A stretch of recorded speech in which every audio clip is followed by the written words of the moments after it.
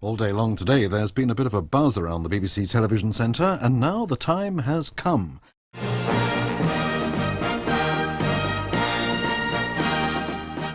Well, hello there, and welcome to A Song for Yesterday, looking back at another classic UK national final for Eurovision.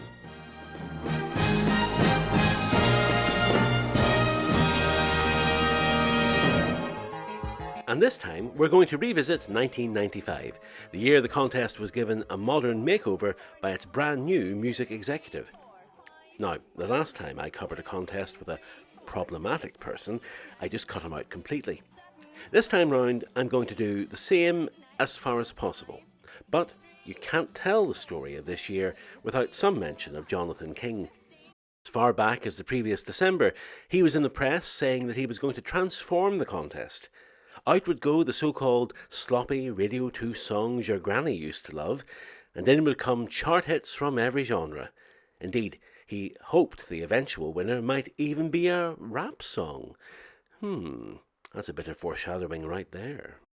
So on with the show, which back in '95 I watched live as a 15-year-old. The opening sequence began with the shock of the new, as the traditional Te Deum was abandoned in favour of a modern bit of techno. The images were much more reassuring though, with some of the UK's most popular entries as seen at Song for Europe's past. Actually, this would have worked just as well with a classic Te Deum, wouldn't it?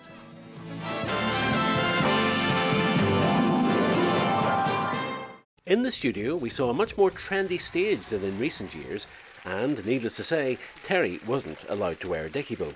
Bow ties aren't cool just yet. But let's get on with the songs. And number one was I Need You by Juice.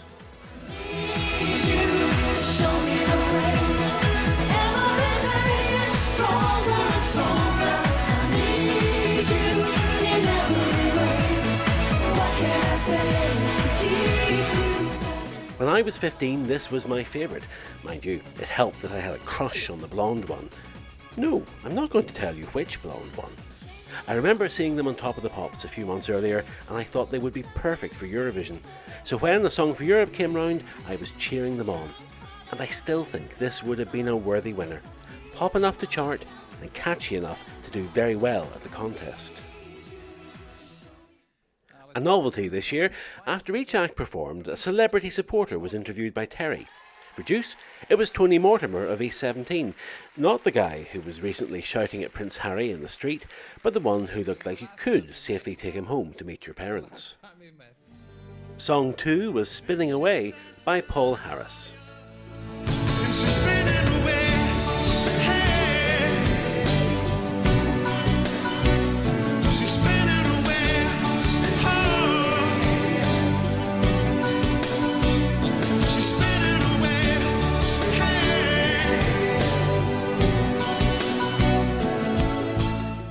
Now, A Song for Europe '95 was supposed to be cool and different, but here we are with one of the great UK national final traditions still intact.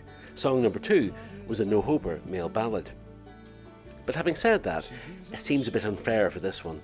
When I say no hope, I don't mean the song was no good, because actually it's a lovely pop ballad, nicely arranged and given a strong performance by Paul Harris. But it's just not the sort of thing a UK public televotes for, and that's a shame. Supporting Spinning Away was Radio 1 DJ Bruno Brooks, who revealed he had gone to Rome in 1991 as part of the BBC delegation.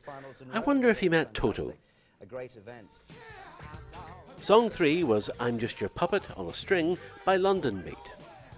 I'm just your puppet, I'm just your puppet, I'm just your puppet, I'm just your puppet, I'm just your puppet on a string. You make me do things. Now, this is where they lost me back in '95. Like any young Eurovision fan, I knew what I thought suited the contest, and this wasn't it. All these years later though, what stands out for me now about this song are the vocals, which are just terrific. That tartan jacket seems to be bang on trend for '95 as well, but the song title is 30 years too late for Eurovision, and the song itself is probably 10 years too early. And look who was supporting London Beat, none other than Ian Dury. And this interview shows up the problem with this format. Terry only has about a minute to talk to Ian, and he's been saddled with the awkward question, would you do Eurovision yourself? Which obviously goes nowhere. These interviews aren't really working. Song 4 was Go for the Heart by Socks.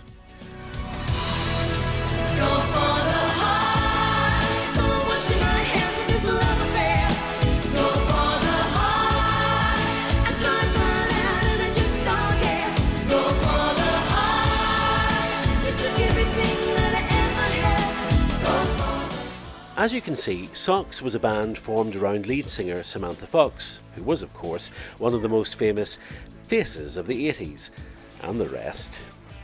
She was also, let's not forget, a very decent pop act in her day, and this isn't bad either. It has a laid-back mid-90s feel, mixed with a catchy chorus, good vocals, and an easily copied dance routine which looks like an Italian footballer blessing himself before taking a penalty. I bet this would have done really well in Dublin. If you're looking for an even more mid-90s feel, here are Let Loose to say how much they enjoyed the song. In fact, they were crazy for it. Or crazy, as they would put it. Song 5 was Then There's a Knock at the Door by FFF.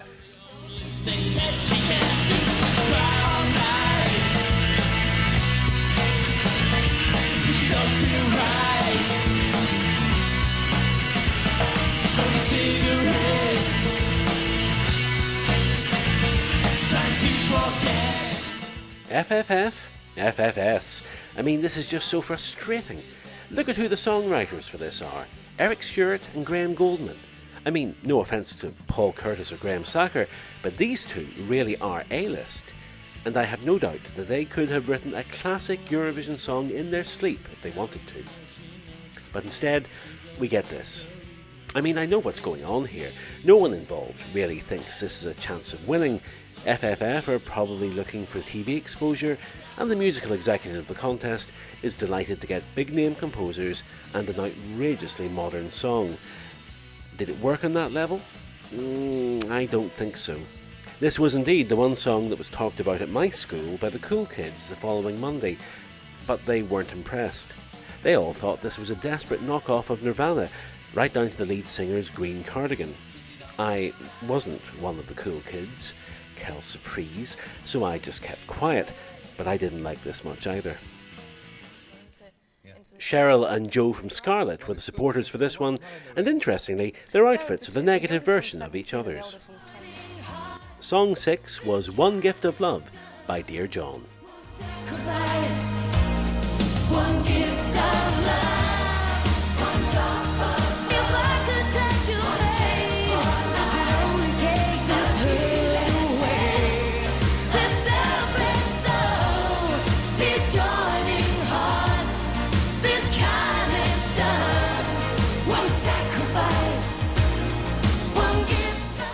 Now then, what does this remind you of?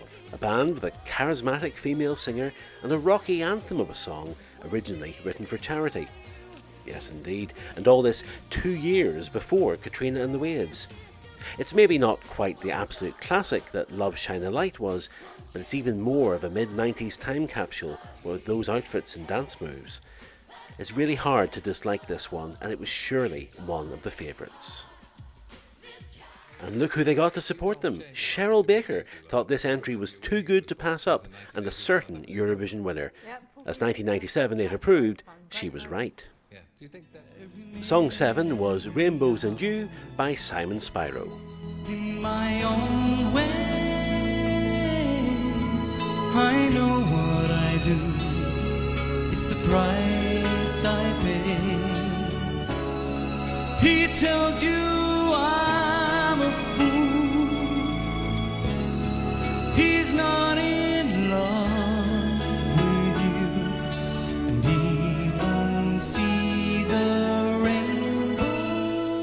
It's a welcome return for Simon Spyro, who we last saw in A Song for Europe 1990, and this song suits him better. It's a big romantic ballad, and while it wouldn't have troubled the charts if it had won in 95, I bet it would have been played to death on Radio 2. Simon's Purple Jacket may seem like a choice to younger viewers now, But what those of us who remember the 90s know is that the BBC made every man that appeared on it dressed like this for several years. If it wasn't a purple jacket, it was a mustard suit or a terracotta waistcoat. In fact, Simon's jacket had probably already been worn that very week by Noel Edmonds, Nick Owen, Michael Ketley and Howard Stableford. Afterwards, Mike Reid came on to support this song. No, the other one. He's in full smashy and nicey mode here and describes Simon as so gifted in the vocal area, which always amuses me. Song 8 was Love City Groove by Love City Groove.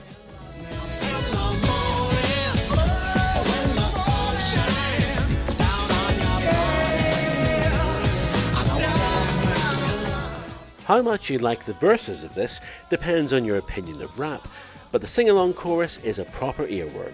You'll also spot the same style of tartan outfits on Love City Groove as London Beat. Is this what cool Londoners were wearing in '95? No one dressed like that where I lived. With that chorus, this one was always going to do well, but would it be unsporting of me to suggest that it might have been getting some assistance? It had the pimp slot in the draw, and then the music executive of the whole show was its supporter afterwards. Yes, the same one who hoped for a rap song to win. And he didn't hold back on his praise either. This was, he said, the best example of British rap, hip-hop or soul he'd heard in years. It did feel like the production team wanted this one to do very well. After the songs were recapped, the voting started, and Terry and Co took a break for a while before returning for the results. The votes this year were announced in reverse order and by someone called Mike Andres. I often feel that the televote contests are less fun than the regional juries, but for '95, I for one am glad that no one will be expecting me to make an off-colour joke about how well Samantha Fox did with the Bristol jury. That's just not the sort of thing I approve of. And he's about to share that dark secret with us. FFF were an unsurprising 8, albeit with 17,000 votes, 3 times as many as Simon Spyro got back in 1990. Spinning Away was 7th. I'm Just Your Puppet was 6th. Rainbows on You was 5th. And Go for the Heart was 4th for Samantha Fox and what appears to be Olivia Colman. That left I Need You, One Gift of Love and Love City Groove still in the running. Watching at home, I was still very confident that the right song was going to win. The song in third place is song number 1 with 73,460. Oh dear, I don't mind telling you, I was crushed. But at least Dear John were still in contention. The song in second place, Terry, is song number 6 with 81. Oh dear, I was annoyed now too. Winner is song number 8. Love City Groove is the song for Europe, the song that's going to represent the United Kingdom at the Eurovision Song Contest. Yes, Love City Groove was the winner with over 140,000 votes. The band made their way on stage to collect their rewards as Handel's Water Music played rather incongruously. There was a brief word with Terry, but they didn't get to hold the medallions at all before the reprise. Naturally, there was only one thing Terry could say to sum up the result. You've picked our song for Europe. You've only yourself to blame if it doesn't win the Eurovision Song Contest. And so Love City Groove got the ticket to Eurovision. The UK media did take a bit of interest in the prospects of the group, with the comment regularly made that they would either come last or win by a mile in Dublin. No such luck on either score. There were 12s from France and Austria, and a smattering of other points, which meant they finished in a rather undistinguished 10th place, just the same as Samantha Janus and Francis Raffel.